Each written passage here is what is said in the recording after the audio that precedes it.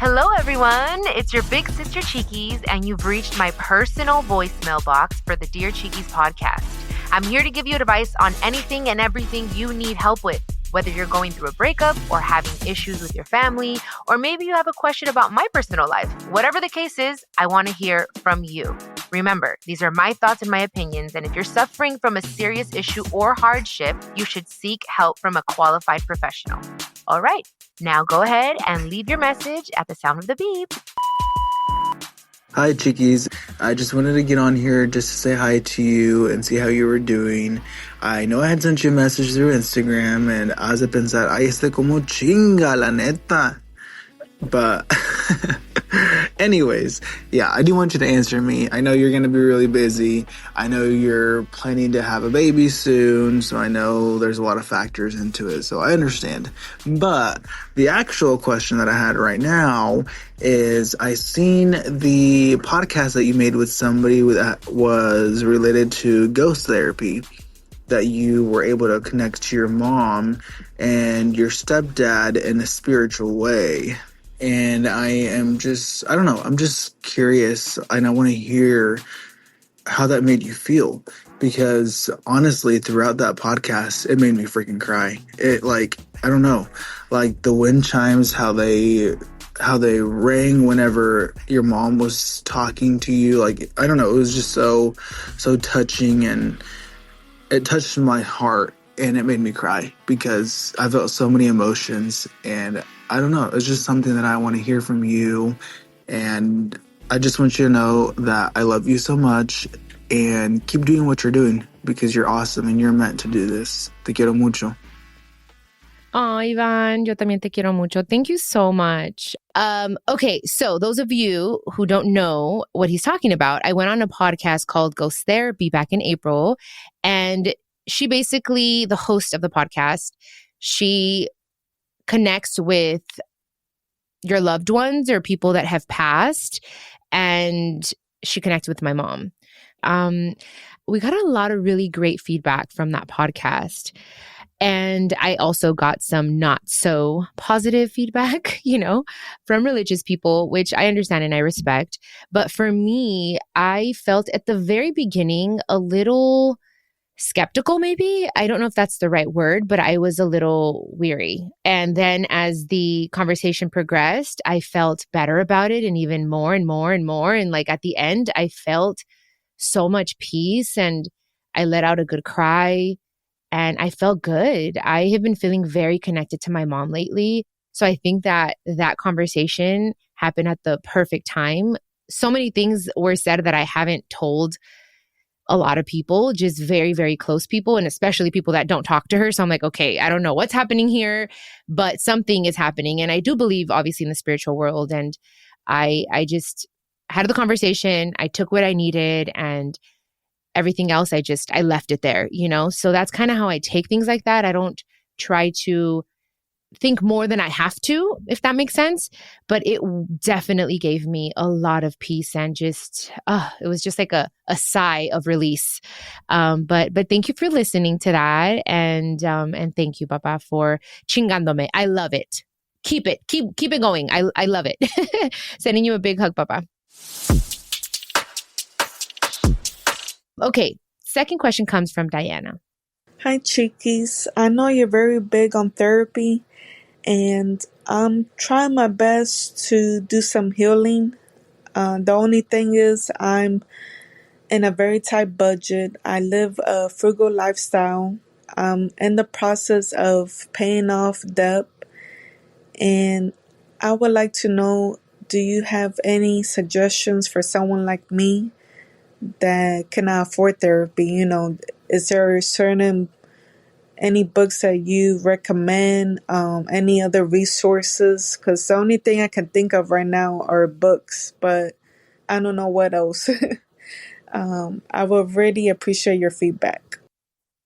Oh, thank you so much, Diana, for your question. I definitely understand. I get it. I know that therapy can be pricey, but I know that there are groups you can find near you. I don't know exactly where you live, but you can check online. There's online communities as well.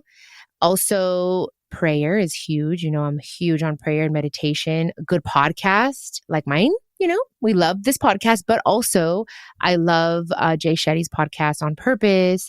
I love A Good Cry. There are so many great podcasts. It just all depends what you're looking for, but there are amazing podcasts out there. Also, you did mention books, and there is a book that I'm reading right now that I'm loving. Okay. It's called This Is Enough by Dr. Sarah Alexander, and I bought it on Amazon. And it's a book, but also a journal. So what I like about it is that it's almost like a life coach, and it prompts you to think outside of the box and really be honest with your feelings. And it's helping you throughout the book.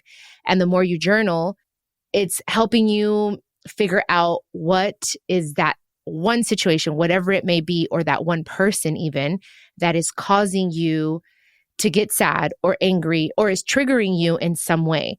So it's something that I would definitely recommend. And another one of my favorite authors, I love all her books.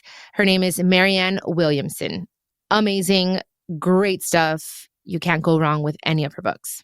And one thing that I have found that has helped me a lot, I used to do it a lot more, and I'm starting to get back into it, is journaling. So this book, This Is Enough, will get you started on it. But I like to handwrite things, although my hand now hurts when I handwrite because I'm so used to my phone. So whatever works best for you, either you handwrite it or you put it in your notes on your phone, regardless. The important thing is to let your feelings out. That will help you so much. We are the medicine. Okay. Remember that. I know that obviously therapy helps. Of course, I'm a huge advocate, as you know this, but also, like you said, if right now you can't afford it, then journaling will definitely help you. What I like to do is start off by writing down the date, because it's important. I like to write down the date and the time, and then 3 things that you're grateful for. There has to be 3 things at least that you're grateful for. It could be as simple as I have a roof over my head. Someone smiled at me. I don't know, whatever it is that you're grateful for that made you feel good. And I like to journal at night because I like to go through my day. And then I go through, okay, was there something that made me sad? What made me sad? How I can fix it? And in between the sadness, what made you happy? There has to be something, because it's good to let out your feelings, but also compensate it with something good, because that keeps your heart nice and light.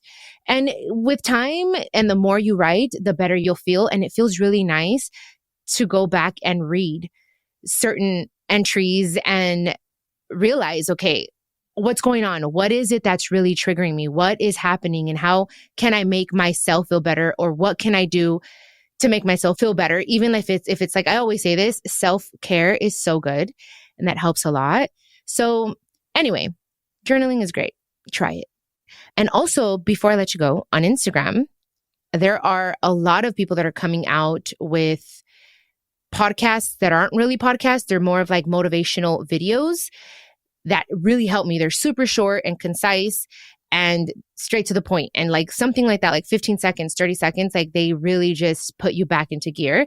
So make sure you follow the right pages, and also you're feeding your soul on a daily basis with good, positive things so that you can feel better, So hopefully that helps a little, Diana. And I'm sending you a big, big hug. And don't worry, this too shall pass. I always tell myself that. And it always makes me feel better. You got this, girl. We got this.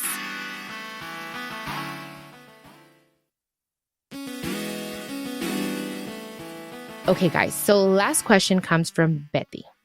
Hola, chiquis. Buenos días. ¿Cómo estás? Oye, de lo más profundo de mi corazón, quiero hacerte esta pregunta.